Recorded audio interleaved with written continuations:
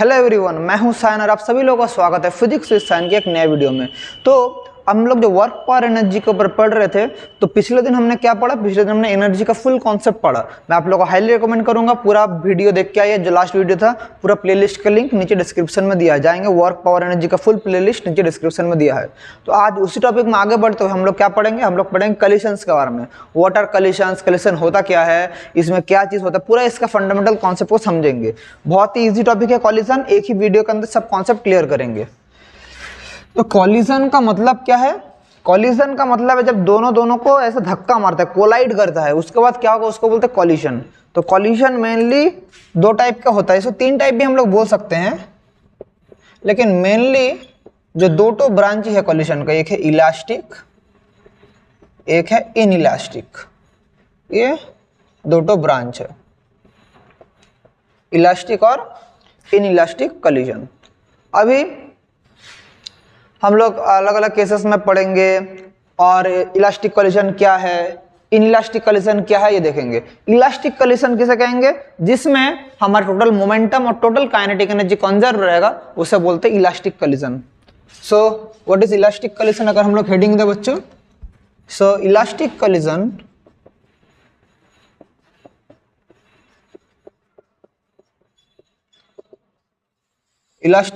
किसे कहेंगे?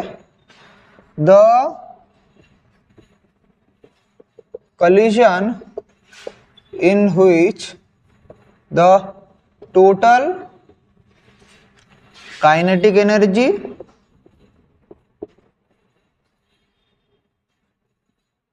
लेकिन ये इलास्टिक कॉलिशन किस में बोल रहे हैं? इन 1D, मतलब वन डायमेंशन में। 2D में अलग केस होगा, 2D में भी मैं आऊंगा, तो 1D में बोल रहा हूं। तो coalition total kinetic energy and linear momentum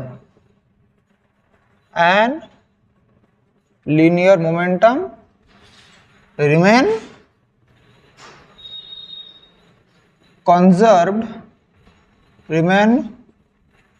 conserved is called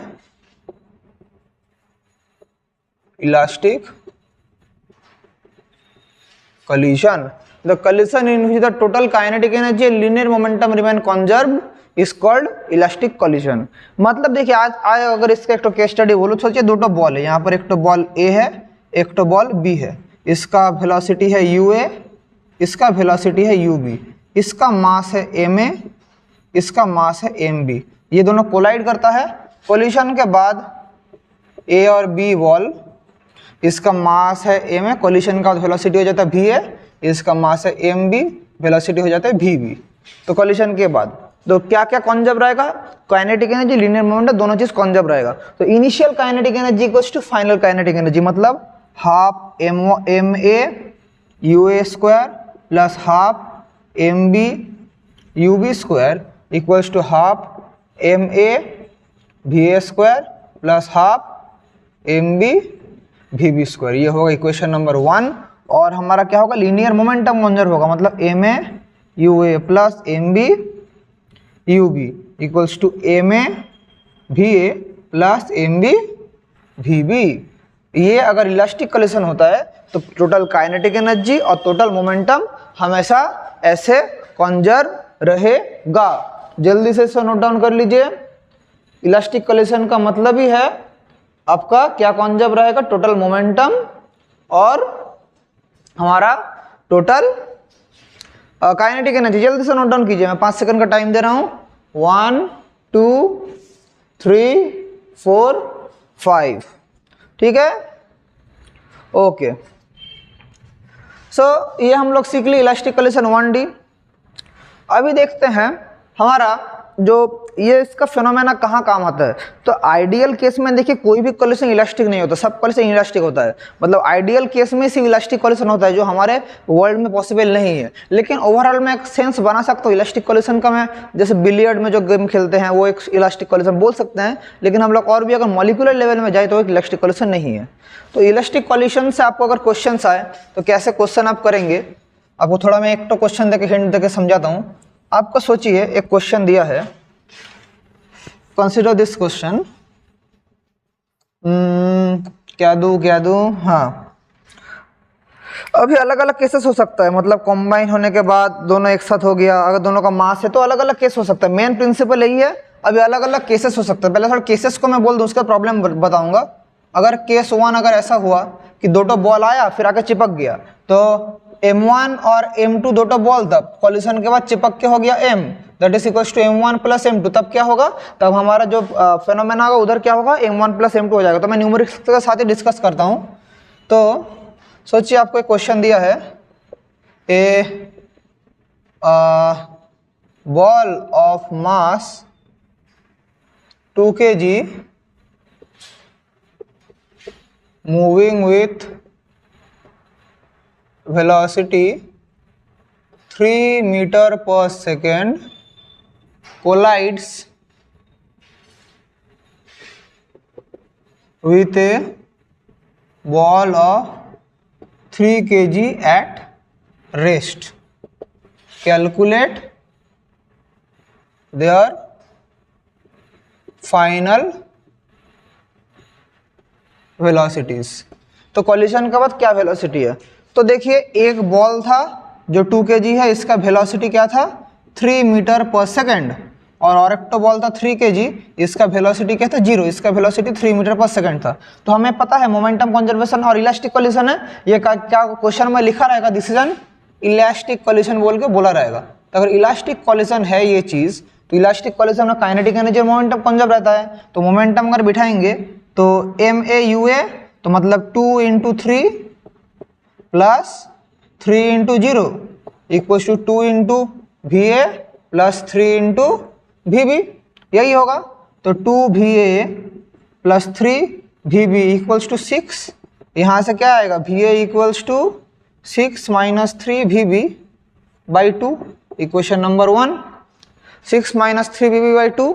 और एक तो अगर मैं बोलूँ kinetic energy conservation half mv², तो 2 half into 2 × 3 square plus half into 2 × 0 square equals to half into 2 × VA square plus half into 3, ये 2 नहीं ये 3 होगा, into VB square. Kinetic energy conservation इधर क्या होगा 9 equals to VA square plus 3/2 VB square. तो VA का मतलब है ये वाला, तो 6 minus 3 VB by 2 whole square plus 3/2 VB square equals to 9। इसको सॉल्व करेंगे तो क्या होगा, 6 का हो जाएगा 36 minus 36, 6 × 12 minus 36 VB plus 9 VB square by 4 plus 3/2 VB square equals to 9। अब इसको सॉल्व करेंगे तो क्या आएगा देख लेते हैं। तो इसको सॉल्व करने से आता है, इसी को देखिए, इसको मैं ऊपर ला रहा हूँ, तो 36 minus 36 VB plus 9 VB square plus 3 × 6 VB square equals to 36। तो बोथ साइड 36 रिमूव हो जाएगा, सो 9 और 6 क्या 15 VB square minus 36 VB equals to 0, या VB क्या हो जाएगा 36/15। सॉल्व करेंगे तो क्यों ये होगा, क्योंकि हमें पता है VB नॉट इक्वल्स टू 0, तो एक VB हम लोग कैंसिल कर सकते हैं, तो 36/15, सो 3 × 5 3 × 12, सो दैट इज VB कितना हो गया 5 × 2 = 10 2 और 20 है 5 × 4 = 20 2.4 मीटर पर सेकेंड। ये क्या आ गया VB, तो ये VB। तो और VA का फॉर्मूला क्या है, VA का फॉर्मूला है 6 माइनस 3 VB बाई 2, ये VA का फॉर्मूला है। तो उस फॉर्मूला में पुट करेंगे तो VA आ जाएगा, सो 6 3 VB, इसको इंटू 3 करेंगे क्या होगा 3 × 4 = 12, 3 × 4 = 12, 1 3 × 2 = 6 7, तो 7.2/2 that is minus 1.2/2 that is minus 0.6 metre पर सेकेंड। तो माइनस साइन क्या रिप्रेजेंट कर रहा है, इस कॉलिशन के अपोजिट डायरेक्शन में जाएगा, तो यही डिपेंड कर रहा है। तो सेकेंड बॉल का फाइनल वेलोसिटी ये है और फर्स्ट बॉल का फाइनल वेलोसिटी है माइनस 0.6 मीटर पर सेकेंड, या हम लोग उसके ऐसे लिखेंगे 0 मीटर पर सेकेंड और बोल देंगे कौन सा है अपोजिटली डायरेक्टेड, अपोजिटली डायरेक्टेड, समझे। यही उसका कर देंगे, ऐसा करके हम लोग करेंगे। समझा क्वेश्चन कैसे करना है कॉलिजन इन 1D? समझ गए? Very good. अगर दूसरा एक क्वेश्चन कराएं, देख लेते हैं।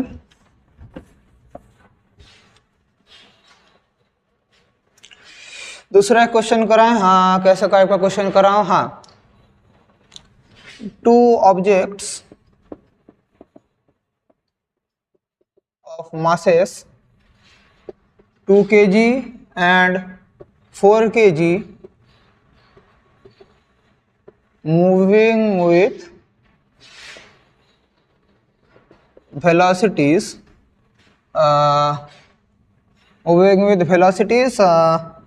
1 meter per second and 3 meter per second combine together after collision.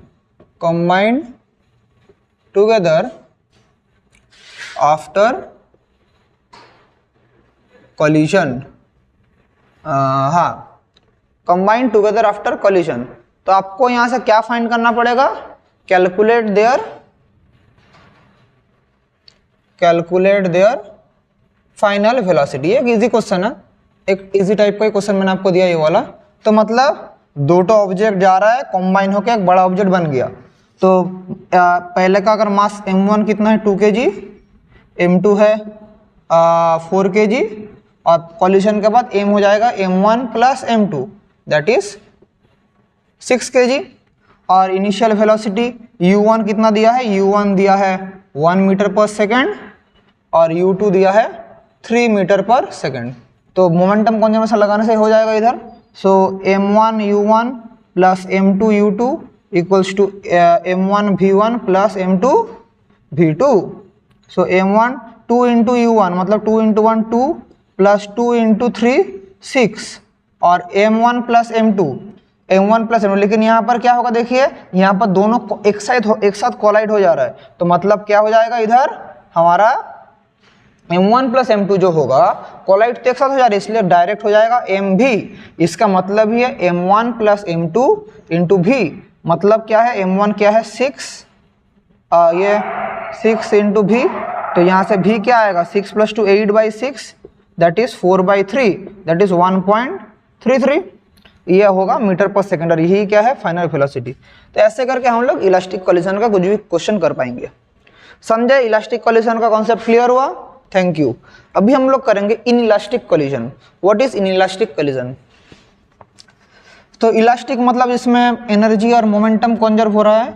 In elastic मतलब जिसमें मोमेंटम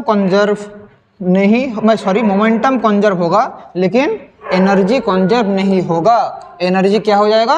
लॉस हो जाएगा। इन इलास्टिक कोलिजन मतलब एनर्जी का एक लॉस होगा। तो वो क्या होगा देख लेते हैं। अब क्या करेंगे? In elastic collision. In elastic collision. In elastic collision का मतलब है the collision in which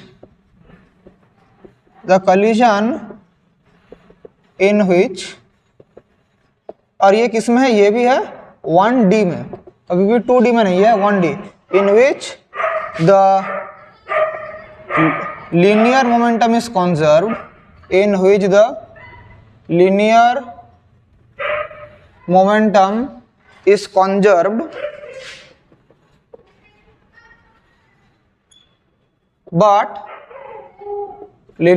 is conserved but the energy is lost, but there is a loss of kinetic energy,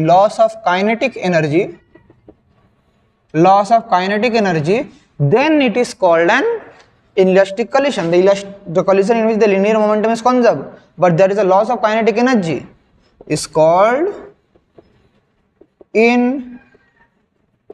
inelastic collision। तो इसका मतलब क्या है? इसमें मोमेंटम कंजर्व होगा, मतलब m1 u1 plus m2 u2 equals to m1 v1 plus m2 v2।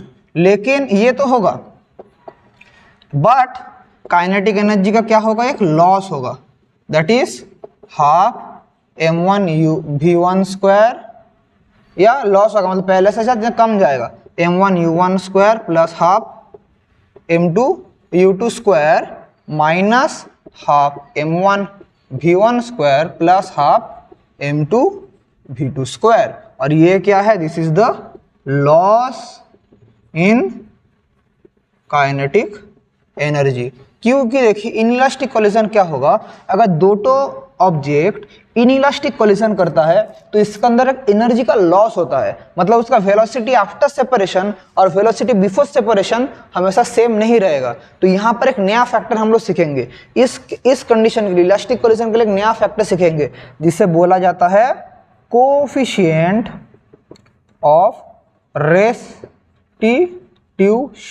इसको हम लोग स्मॉल ई से डिनोट करते हैं, कोफिशिएंट ऑफ रेस्टिट्यूशन।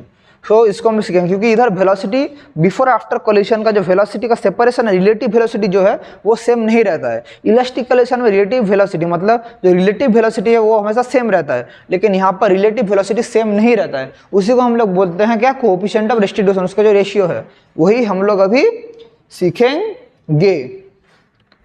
तो देखिए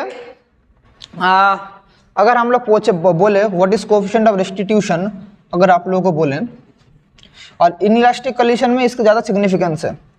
इलास्टिक कोलिशन में सिग्निफिकेंस क्यों नहीं है वो भी अभी पता चल जाएगा जब मैं इसका वैल्यूज के बारे में डिस्कस करूंगा। सो कोफिशिएंट ऑफ रेस्टी, इसको स्मॉल ई से डिनोट करते हैं। कोफिशिएंट ऑफ रेस्टिट्यूशन क्या है, the ratio of the relative velocity after collision to the relative velocity before collision is called the coefficient of restitution. The ratio of the relative velocity after collision to the relative velocity before collision is called coefficient of restitution. मतलब क्या है, v2 minus v1 by u2 minus u1, और इसको हम लोग mod value लेंगे क्योंकि u1 minus u2 भी हो सकता है, क्योंकि कौन सा बड़ा है मैं नहीं पता। इस रेशियो को बोला जाता है कोफिशिएंट ऑफ रेस्टिट्यूशन, मतलब कॉलिशन के बाद वाला वेलोसिटी का जो रिलेटिव वेलोसिटी है और कॉलिशन के बिफोर का रिलेटिव वेलोसिटी, उसके रेशियो को बोलते हैं कोफिशिएंट ऑफ रेस्टिट्यूशन। मतलब v2 माइनस v1 करके क्या मिलता है, हमारा कॉलिशन का रिलेटिव वेलोसिटी मिलता है। अभी देखिए e का क्या क्या वैल्यूज है, तो e का वैल्यू, ये अभी वैल्यूज ऑफ e अगर मैं आप लोगों को बोलूँ values of e, so e का वैल्यू 1 होता है, किस लिए, for perfectly elastic collision, perfectly elastic collision, perfectly elastic collision में e का वैल्यू 1 होता है, और e का वैल्यू 0 होता है for perfectly in elastic collision. बोलेंगे सर 0 हो गया तो इसका सिग्निफिकेंस क्या रहेगा, देखिए परफेक्टली इलास्टिक होगा तो ई का वैल्यू 1, परफेक्टली इनइलास्टिक होगा तो जी का वैल्यू 0। परफेक्टली इनइलास्टिक मतलब गया, रुक गया या चल गया, ऐसा कुछ हो गया तो तब 0 होता है, और 0 से 1 के बीच में रहता है फॉर पार्शियल इनइलास्टिक कोलिशन। यही फंडामेंटा हम इधर करेंगे। ई का वैल्यू जो है वो 1 का नीचे रहता है, 1 का नीचे रहता है, किस लिए, परफेक्टली पार्शियल इनइलास्टिक कोलिजन में। तो ऐसा टाइप के कोलिजन हम लोग सीखेंगे। तो कोएफिशिएंट ऑफ रेस्टिट्यूशन किस में इंपॉर्टेंट है, इनइलास्टिक कोलिजन में इंपॉर्टेंट है आपको एग्जाम। और इसका क्या है, ई क्या है, यूनिटलेस, क्योंकि वेलोसिटी बाय वेलोसिटी है, ई है यूनिटलेस एंड डायमेंशनलेस, समझे, यूनिटलेस प्लस डायमेंशनलेस, यह कोएफिशिएंट ऑफ रेस्टिट्यूशन। तो यहाँ से अगर आप लोगों को एक प्रॉब्लम कराऊँ तो कैसा टाइप का प्रॉब्लम आता है, आप लोगों को बोल देगा कि कोएफिशिएंट ऑफ रेस्टिट्यूशन इतना है, तो उसके लिए निकालिए हमारा वेलोसिटी क्या होगा। तो हम लॉस इन काइनेटिक एनर्जी का क्वेश्चन कराते हैं। इफ कैसे टाइप का क्वेश्चन आएगा देखिए, एक करते हैं क्वेश्चन आप लोग तो जितना इंटेलिजेंट है कोई भी क्वेश्चन कर देंगे, फिर भी एक दो आपके साथ डिस्कस कर दे रहा हूँ। Two objects having masses 1 kg and 2 kg and velocities क्या, velocities 10 meter per second and 20 meter per second collides inelastically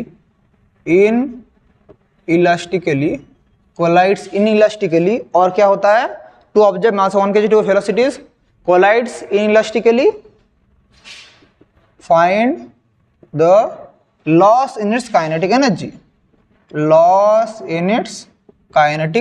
question है और गिवन है कोएफिशिएंट ऑफ रेस्टिट्यूशन 0.5 में बोल दे रहा हूँ, कोएफिशिएंट ऑफ रेस्टिट्यूशन 0.5 है। तो कैसे करेंगे प्रॉब्लम, तो सबसे पहले हमारा कोएफिशिएंट ऑफ रेस्टिट्यूशन का फॉर्मूला है v2 minus v1 by u2 minus u1, relative velocity after collision by before collision. So E क्या है, E का वैल्यू बोला 0.5 equals to v2 minus v1 by 20 minus 10 मतलब 10 हो जाएगा। तो v2 minus v1 equals to 5 या v2 equals to 5 plus v1, इसको इक्वेशन नंबर 1 देंगे। ठीक है, अभी इलास्टिक कलिशन, इनइलास्टिक कलिशन में क्या होता है, इनइलास्टिक कलिशन में होता है क्या,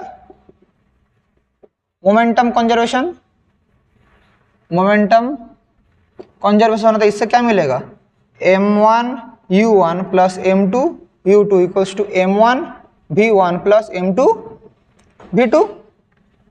सो m1 क्या है 1, u1 क्या है 10, तो 1 इंटू 10 10, m2 क्या है 2 इंटू 20 40 इक्वल्स टू m1 क्या है 1 मतलब v1 प्लस 2 v2।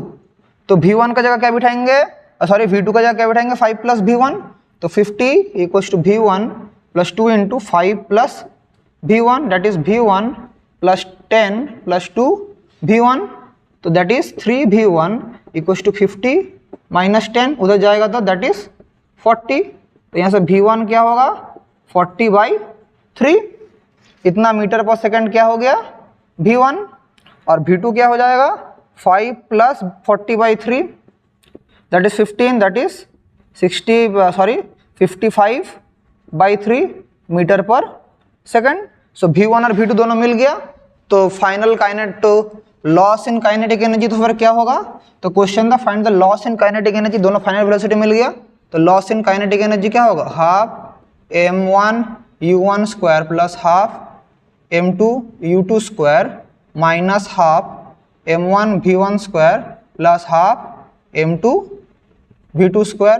तो सब में से मैं एकदम हाफ कॉमन ले लूंगा, m1 क्या है 10, m1 है 1 इंटू 10 स्क्वायर मतलब 100 प्लस m2 क्या है 2 इंटू 20 स्क्वायर, 20 स्क्वायर मतलब 400 इंटू 2 मतलब 800 माइनस 1 v1 क्या है 40/3, 40 क्या होता है 160 1600 बाई 3 स्क्वायर से कितना था 9 प्लस m2 है 2, इधर है 55 इंटू 55 क्या होता है बच्चों 55, 5 5 25 2 27 और 275, तो 5 7 5 12 1 7 3 10 1 3025, तो 3025 इसके साथ इंटू 2 दैट इज 10 506 6050 बाई 9, ये पूरा हम लोग कैलकुलेट करेंगे और 1/2 को पहले ही मैंने कॉमन ले लिया बाहर। सो 1/2 900 माइनस 1600 5067 बाई 9, सो मतलब 1/2 इंटू 9 एकदम कॉमन लेते हैं 18, तो 9 9 से 81 8100 माइनस 7650, तो क्या होगा 506 और 550/18। तो किससे काटेंगे इसको, 3 से होगा क्या 2 से तो होगा, 2 9 से 18 2 2 से 4 और 2 7 2 5, और किससे होगा, तो 275/9 जूल्स, यही होगा फाइनल आंसर। तो समझे, तो अल्टीमेटली फाइनल आंसर ये आ चुका है। तो लॉस इन काइनेटिक एनर्जी कितना हो गया, लॉस इन काइनेटिक एनर्जी हमारा 275/9 जूल। तो therefore loss of kinetic energy is 275/9 joules. समझे, तो क्वेश्चन हम लोग ऐसे टाइप का इलास्टिक और इलास्टिक कोलिशन करेंगे। यहाँ से अगर देखें और एक चीज़ आपको बोलूँ, अगर इलास्टिक या इनइलास्टिक कोलिशन कुछ भी होता है, अगर 2D में होता है तब क्या होगा। अगर मैं बोलूँ अगर इलास्टिक कोलिशन ही होता है लेकिन 2D में होता है तब क्या होगा, 2 डायमेंशन में अगर इलास्टिक कोलिशन होता है। क्वेश्चन तो समझ गए। सो इलास्टिक कोलिशन इन 2 डायमेंशन। 2 डायमेंशन मतलब क्या होगा, सोचिए यहाँ पर एक तो बॉल आ रहा है, यहाँ पर एक तो बॉल आ रहा है, कोलिशन के बाद एक चल गया इस तरफ, एक चल गया इस तरफ, ये है ए बी, ये कोलिशन के बाद ए बी। तो कैसे होगा, इसके लिए हमें करना पड़ेगा, कंपोनेंट में हमें डिवाइड करना पड़ेगा। तो कंपोनेंट में कैसे डिवाइड करेंगे, तो इसका हमें एक एक्स कंपोनेंट मिलेगा, एक वाई कंपोनेंट मिलेगा। तो ऐसे करके हम लोग करेंगे, एक्स कंपोनेंट और वाई कंपोनेंट। तो अगर देखिए, अगर ये एक्स कंपोनेंट होगा, ये वाई कंपोनेंट होगा, अगर ये एंगल थीटा है, ये एंगल थीटा है, ये एंगल थीटा है, ये अगर थीटा वन, ये थीटा टू, ये एंगल है थीटा टू, ठीक है। ये किसी भी एंगल में जा सकता है, मैं अलग अलग केसेस में मैं ले सकता हूँ। ये theta one, theta two, theta three, theta four, अलग अलग एंगल है, तो सबके लिए अलग अलग केसेस होगा। तो अगर 2 डायमेंशन में हुआ तो मोमेंटम कंजर्वेशन क्या होगा, तो इसका जो थ्योरी है, तो इनिशियल, समझिए इसका थ्योरी, फिर मैं इक्वेशन लिखूंगा। इसका 3 तो कंडीशन होगा। पहले initial momentum along x axis is equals to final momentum along x axis, ये होगा। मतलब क्या है, इसका अगर वेलोसिटी u1 था, इसका वेलोसिटी u2 था, इसका v1 है, इसका v2 है, सो इसका x कंपोनेंट में क्या वेलोसिटी होगा इनिशियल, तो m1 u1 cos थीटा, क्योंकि ये cos कंपोनेंट है, प्लस इस तक जाएगा तो m2 u2 cos theta, theta 1 cos theta 2 equals to, इधर क्या होगा m1 v1, इधर भी होगा, देखिए cos theta 3 plus m2 v2 cos theta 4।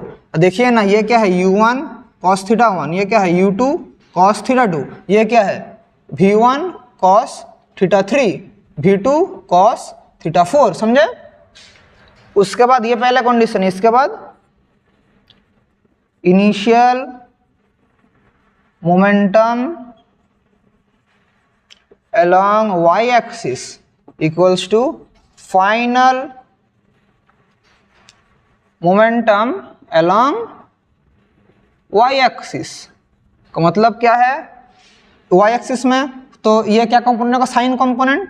सो m1 u1 साइन थीटा 1, लेकिन देखिए इधर होगा u1 साइन थीटा 1, इधर होगा u2 साइन थीटा 2, मतलब क्या हो रहा है, अपोजिट डायरेक्शन, मतलब माइनस होगा। तो m1 u2 sorry m2 u2 sine theta 2, फिर उधर भी माइनस होगा, m1 v1 sine theta 3 minus m2 v2 sine theta 4। तो क्योंकि अपोजिट डायरेक्शन में ऊपर नीचे हो रहा है, तो इलास्टिक कोलिशन 2D में ये दो कंडीशन होगा, लेकिन काइनेटिक एनर्जी हमारा जो होगा, काइनेटिक एनर्जी जो होगा, काइनेटिक एनर्जी कंजर्व होगा। काइनेटिक एनर्जी में कोई भी एंगल का बारे में कंपोनेंट नहीं आएगा, काइनेटिक एनर्जी कंजर्व। क्योंकि काइनेटिक एनर्जी क्या है, एक स्केलर क्वांटिटी, लीनियर मोमेंटम एक वेक्टर क्वांटिटी है, लेकिन काइनेटिक एनर्जी एक स्केलर क्वांटिटी है। तो मतलब half m1 u1 square plus half m2 u2 square equals to half m1 v1 square plus half m2 v2 square. ये इक्वेशन 3 तो ओबे करके चलेगा क्या, इलास्टिक कोलिशन 2D में।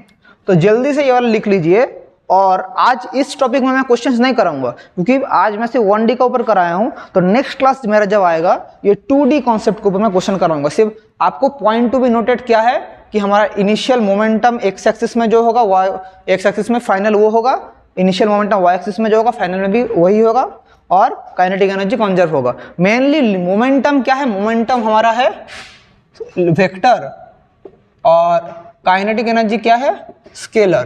तो इसीलिए काइनेटिक एनर्जी में कोई डायरेक्शन का बात नहीं आता, लेकिन जब भी मैं लीनियर मोमेंटम बोलूंगा उधर क्या होगा, एक डायरेक्शन का कॉन्सेप्ट आ जाएगा, वहीं से ये सब करना पड़ेगा। तो ये 3 चीजें वेरी वेरी इंपॉर्टेंट सीख के रखिए, इसको एप्लीकेशन में नेक्स्ट दिन कराऊंगा। अगर स्क्रीनशॉट लेना चाहते हैं ले लीजिए, मैं 5 सेकंड का टाइम दे रहा हूँ।